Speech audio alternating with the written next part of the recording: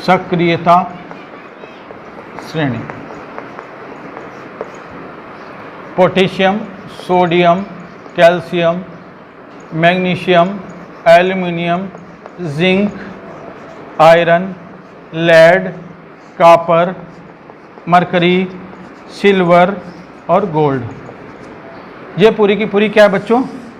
सक्रियता श्रेणी है। तो सभी बच्चे ध्यान से देखेंगे, आज हम पढ़ने वाले हैं सक्रियता श्रेणी।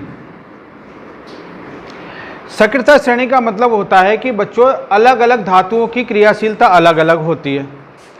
थोड़ी इससे पहले अभी तक हमने जितने भी 2-3 वीडियो इस चैप्टर के देखे थे उसमें ये देखा था कि कुछ धातुएं बहुत ज़्यादा क्रियाशील होती हैं और कुछ धातुएं कम क्रियाशील होती हैं। सोना और प्लेटिनियम जैसी तो धातु ऐसी होती है बच्चों, बहुत रेयर, अक्रियाशील बोल सकते हैं हम उनको हम बोलते हैं उत्कृष्ट धातुएं बोल सकते हैं। सोना और चांदी को तो हम क्या बोल सकते हैं? उत्कृष्ट धातुएं। ये जनरली किसी से क्रिया ही नहीं करती हैं। तो क्या होता है, जितनी भी धातुएं होती हैं उनको क्रम से जमाया जाता है। जो सबसे क्रियाशील, ज़्यादा क्रियाशील धातु होती है उसको ऊपर, इसके बाद घटते क्रम में जमाते चले जाते हैं। तो हम देखते हैं कि सबसे ज़्यादा जो क्रियाशील धातु है इनको ऊपर, इसके बाद इनकी क्रियाशीलता घटती चली जाती है। कैल्शियम से कम क्रियाशील मैग्नीशियम से कम क्रियाशील एल्युमिनियम के कम क्रियाशील जिंक, इसके बाद इससे कम आयरन से कम लेड के बाद हाइड्रोजन, इसके बाद कॉपर, मरकरी, सिल्वर और ऑरम का मतलब होता है सोना। तो जो सबसे ज़्यादा क्रियाशील धातु होती हैं, अधिक क्रियाशील धातु, इनको कहाँ रखा जाता है? सबसे ऊपर। और जो मध्यम क्रियाशील धातुएं होती हैं, जो बीच की क्रियाशील धातु होती हैं, इनको कहाँ रखा जाता है? बीच में। और जो सबसे कम क्रियाशील, मध्यम क्रियाशील धातुएं और जो सबसे कम क्रियाशील धातुएं होती हैं उनको कहाँ रखा जाता है? कम क्रियाशील। तो प्रश्न ये आता है बच्चों, सक्रियता श्रेणी किसे कहते हैं? ये तो इसका उत्तर ये है कि धातुओं को एक क्रम से जमाया जाता है। जितनी भी धातुएं होती हैं उनको क्रम से जमाया जाता है। क्रम से जमाने में जो सबसे ज़्यादा क्रियाशील धातुएं होती हैं उनको ऊपर रखा जाता है और उनको घटते क्रम से आगे नीचे चलते चले जाते हैं। इस प्रकार की एक सीरीज बनाई जाती है कि पूरी श्रेणी बनाई जाती है। इस श्रेणी को हम क्या बोलते हैं? सक्रियता श्रेणी। मेरा प्रश्न यहाँ देख के बताएंगे, सबसे ज़्यादा अधिक सक्रिय धातुएं कौन कौन सी? बोलो। सोडियम। और सबसे अधिक क्रियाशील धातुएं कौन सी हैं? इसके बाद सबसे कम क्रियाशील धातुएं कौन सी हैं? सिल्वर और गोल्ड। अब एल्युमिनियम और जिंक, ये दो धातुएं। अब इन दो धातु में आपको ये पहचान करना है कि एल्युमिनियम ज़्यादा क्रियाशील है या जिंक ज़्यादा क्रियाशील है। बताओ कौन ज़्यादा क्रियाशील धातु है? एल्युमिनियम। जो ऊपर होगी वो ज़्यादा क्रियाशील होगी, जो नीचे होगी वो कम क्रियाशील होगी। इसके बाद हम यहाँ पर बात करते हैं, एक तो है बच्चों मैग्नीशियम और एक है कॉपर। इन दोनों में कौन सी धातु ज़्यादा क्रियाशील है? मैग्नीशियम धातु ज़्यादा क्रियाशील है और कॉपर धातु कम क्रियाशील है। इसके बाद बच्चों एक बात और हम बात करते हैं, इसको देखना। दो चीज़ें वेरी इंपॉर्टेंट ये चीज़ बताने वाला हूँ मैं, इस चीज़ को ध्यान से देखना। ये है आयरन, लोहा, इसको क्या बोलते हैं? Fe का मतलब होता है लोहा। और ये है बच्चों कॉपर, तांबा। इन दोनों में ज़्यादा क्रियाशील धातु कौन सी है? बोलो। अरे जो ऊपर होगा ज़्यादा क्रियाशील होगा। कौन धातु ज़्यादा क्रियाशील है? लोहा ज़्यादा क्रियाशील है और तांबा कम क्रियाशील होती है। आखिर बच्चों ये प्रश्न ये आता है कि हम ये सक्रियता श्रेणी पढ़ते क्यों हैं? इसका मतलब क्या होता है? क्या फायदा होता है इससे? ये सक्रियता श्रेणी हमने क्यों पढ़ी?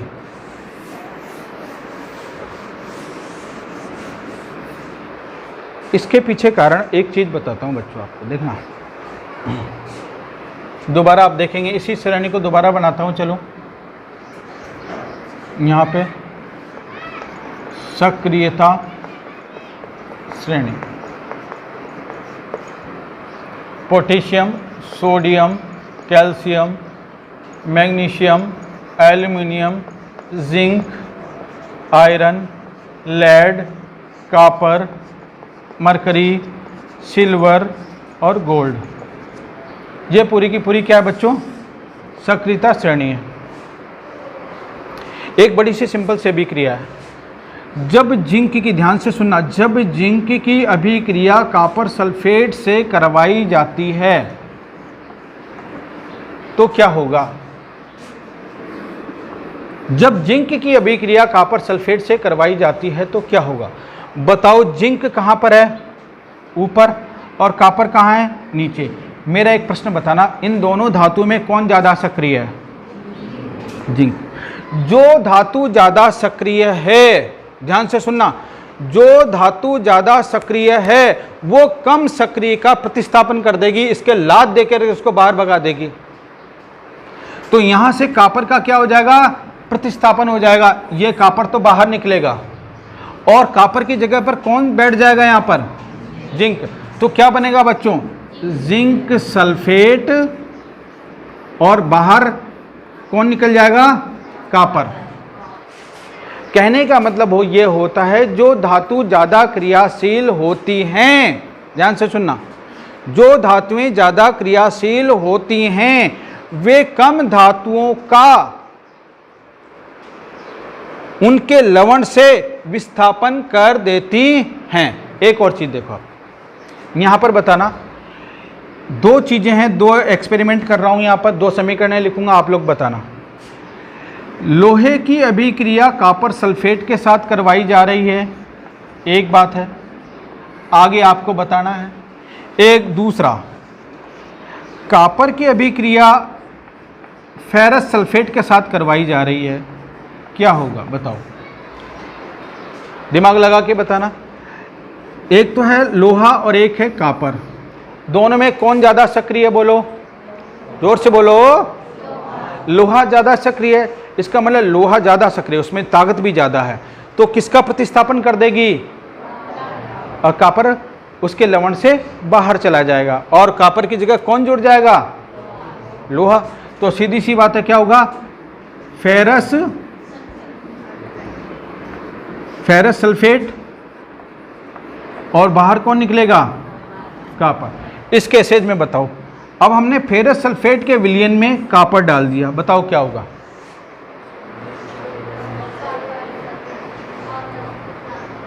कुछ नहीं होगा। क्यों? कॉपर तो कम क्रियाशील है। ये इसका दादाजी बैठे हुए हैं, ये कौन बैठे हुए हैं? ये इसको भगा ही नहीं सकता और कोई क्रिया भी नहीं होगी। क्लियर, समझ में आ गया बात? बोलो यस या नो। अगर कम क्रियाशील धातु अधिक क्रियाशील धातु का प्रतिस्थापन नहीं कर सकती है। अब एक चीज हमारे बुक में एक प्रैक्टिकल दे रखा, उस प्रैक्टिकल को करते हैं और आप लोग बताना। जैसे कि ये बताओ, सोडियम की अभिक्रिया अपन इससे करवाते हैं मैग्नीशियम क्लोराइड से, क्या होगा बच्चों बताओ?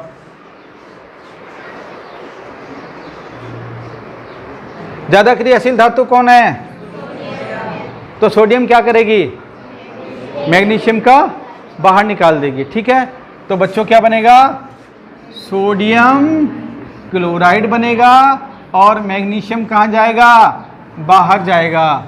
और समीकरण हम यहाँ पर संतुलित कर देते हैं, ये लो ये। अगर हम उल्टा केस करते, देखो सोडियम क्लोराइड के मतलब नमक के घोल में यदि हम मैग्नीशियम डाल देते तो क्या होता बच्चों बताओ? क्रिया होती क्या? क्यों? क्योंकि मैग्नीशियम कम क्रियाशील धातु है और कोई अभिक्रिया नहीं होती। तो हम यहाँ क्या लिखेंगे? No reaction. अब लेकिन नो रिएक्शन क्यों है? कारण भी बताओ। कारण, इसका कारण यह है कि मैग्नीशियम धातु कम क्रियाशील है सोडियम की अपेक्षा, इसलिए सोडियम के लवण में से मैग्नीशियम सोडियम को प्रतिस्थापित नहीं कर सकते। बच्चों ये हमारे सामने एक हम प्रयोग करते हैं, बड़ा सिंपल सा प्रयोग है और मुझे पूरी उम्मीद है आप लोग इसका जवाब दे देंगे। दिमाग लगाना, पूरी दिमाग लगा करके पूरी ताकत के साथ बताना, क्योंकि मैं बहुत सारी चीज़ें समझा चुका हूँ। एक हमारे सामने कांच की परख नली है, इस कांच की परख नली के अंदर हमने कॉपर सल्फेट का विलयन भर दिया है। बोलेंगे विलयन किसका भर दिया हमने इसमें? कॉपर सल्फेट का विलयन भर दिया है हमने, इसमें ये विलयन भरा हुआ है। क्लियर? कॉपर सल्फेट को हम नीला थोथा कहते हैं। क्या बोलते हैं कॉपर सल्फेट को? नीला थोथा कहते हैं। नीला थोथा क्यों कहते हैं? क्योंकि इसका रंग कैसा होता है? नीले रंग का होता है, इसलिए इसको नीला थोथा कहते हैं। और यहाँ पर जो विलयन भरा हुआ दिखाई देगा बच्चों, ये कैसे रंग का दिखाई देगा? नीला है तो नीला ही होगा। तो यहाँ ये एक परख नली में कॉपर सल्फेट का विलयन यानी कि नीले थोथे विलयन भरा हुआ है। पिक्चर्स के लिए पहली बात समझ में आ गई। इसके अंदर हमने धागे से या किसी भी प्लास्टिक के तार से बांध करके एक लोहे की कील इसमें हमने लटका दी है। इसमें हमने कील किसकी लटकाई है? लोहे की कील लटका दी है। ये देखिए लोहे का आयरन होता है, लोहे की कील हमने लटका दी। इसको 20 मिनट के लिए, 20-25 मिनट के लिए हमने इसको छोड़ दिया है। अब दूसरी तरफ हमने एक परख नली ओढ़ ली। इस परख नली के भीतर हमने क्या किया कि किसका विलयन भरा? बोलो। Ferrous sulphate. फेरस सल्फेट का विलयन भर लिया। आयरन सल्फेट का विलयन, फेरस सल्फेट का विलयन भर लिया। और इसमें हमने जो कील अगर धागे से लटकाई है, बताओ किसकी कील लटकाई है? यहां पर हमने लोहे की कील नहीं लटकाई है, तांबे की कील लटका दी है। और यहां पर हमने विलयन दूसरा भरा है, फेरस सल्फेट का विलयन भरा हुआ है। और इसको भी हमने 20 मिनट तक छोड़ दिया है। अब यहां पर इससे रिलेटेड बोर्ड की परीक्षा में कई सारे प्रश्न पूछे जाते हैं। पहले इस चीज को, फंडे को समझ जाओ, इसके बाद हम उत्तर देना बड़ा आसान काम होता है, कोई दिक्कत ही नहीं आती बच्चों। मेरा प्रश्न यह है कि कौन सी परख नली में, परख नली ए में या परख नली बी में, कौन सी परख नली में क्रिया होगी? बोलो किसमें होगी? जोर से बोलो। वेरी गुड, बहुत बढ़िया उत्तर दिया आप लोगों ने, ए में होगी। मुझे भी उम्मीद थी कि आप लोग उत्तर दे देंगे। कौन सी परख नली में क्रिया होगी? और परख नली बी में कोई क्रिया नहीं होगी। कारण बता सकते हैं कि ए में क्रिया क्यों होगी? क्योंकि यहां पर जो आयरन है वो अधिक, और कॉपर सल्फेट के लवण में से, इसके विलयन में से कॉपर का विस्थापन हो जाएगा। देखिए रासायनिक समीकरण लिखता हूं। देखिए जब लोहे की अभिक्रिया कॉपर सल्फेट के विलयन के साथ करवाई जाती है तो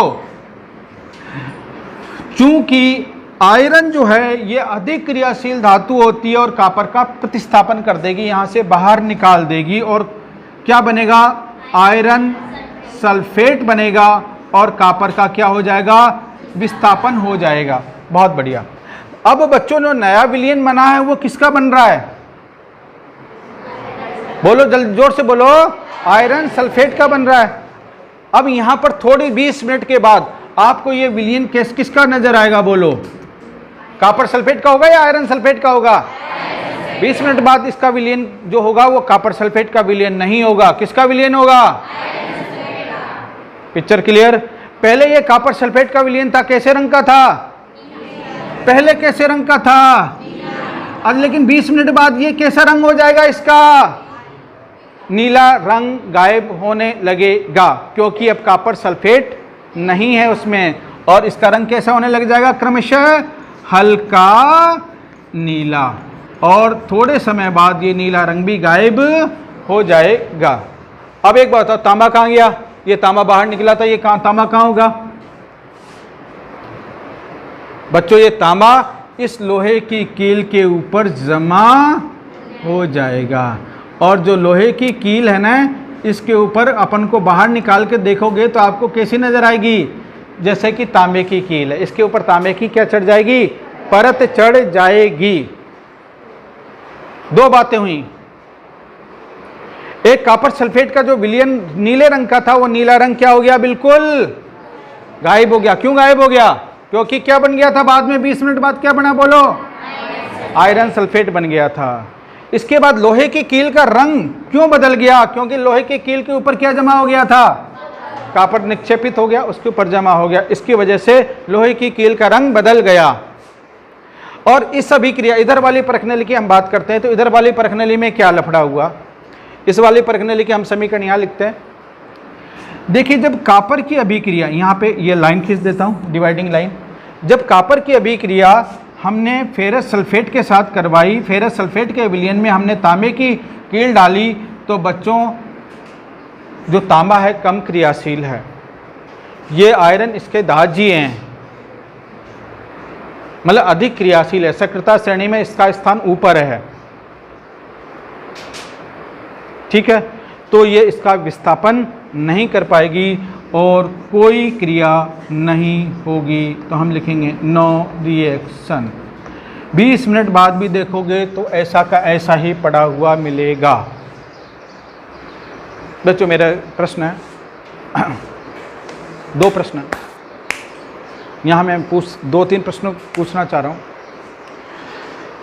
जब कॉपर सल्फेट के विलयन में, ध्यान से सुनना आप, जब कॉपर सल्फेट के विलयन में लोहे की कील डाली जाती है, 20 मिनट बाद हम देखते हैं कि कॉपर सल्फेट का नीला रंग गायब हो जाता है। मेरा उत्तर बताओ कि नीला रंग गायब क्यों हो जाता है? क्योंकि अभिक्रिया हो जाती है, ये वाली तो अभिक्रिया हो जाती है, और पहले कॉपर सल्फेट विलयन की जगह क्या बन जाता है? आयरन सल्फेट बन जाता है, इसकी वजह से वो नीला रंग। एक छोटा दूसरा प्रश्न ही आता है, जो लोहे की कील पहले लोहे के रंग की दिखती थी, लेकिन हम 20 मिनट बाद देखते हैं कि इसके ऊपर तांबे की परत जमा हो जाती है। क्यों? ये तांबिया क्यों हो जाती है? क्योंकि इसके ऊपर क्या जमा हो जाता है? कॉपर जमा हो जाता है, और इसकी वजह से इसका रंग, लोहे की कील का रंग भी बदल जाता है। 2 बातें इस वाले में मैं पूछूंगा। इस वाले में जब फेरस सल्फेट के विलयन में तांबा डाला जाता है तो क्या क्रिया होगी? तो आपका उत्तर क्या होगा? बोलो। कोई क्रिया नहीं होगी। क्यों क्रिया नहीं होगी? क्योंकि तांबा कम क्रियाशील धातु है और ये फेरस सल्फेट में से फेरस को अलग नहीं कर सकती है। ये हमने 2 प्रयोग देखे। हम इसमें एक चीज़ सीखे। क्या चीज़ सीखे? कि जो ज़्यादा क्रियाशील धातुएं होती हैं वे कम क्रियाशील धातु को भगा देती हैं, उनके लवण में से, या उनके जो गलित अवस्था में, मतलब विलयन के रूप में या गलित अवस्था में से उनको हटा देते हैं। तो ये तो हमारा आज का टॉपिक हुआ। अब एक और देखते हैं कुछ ना कुछ।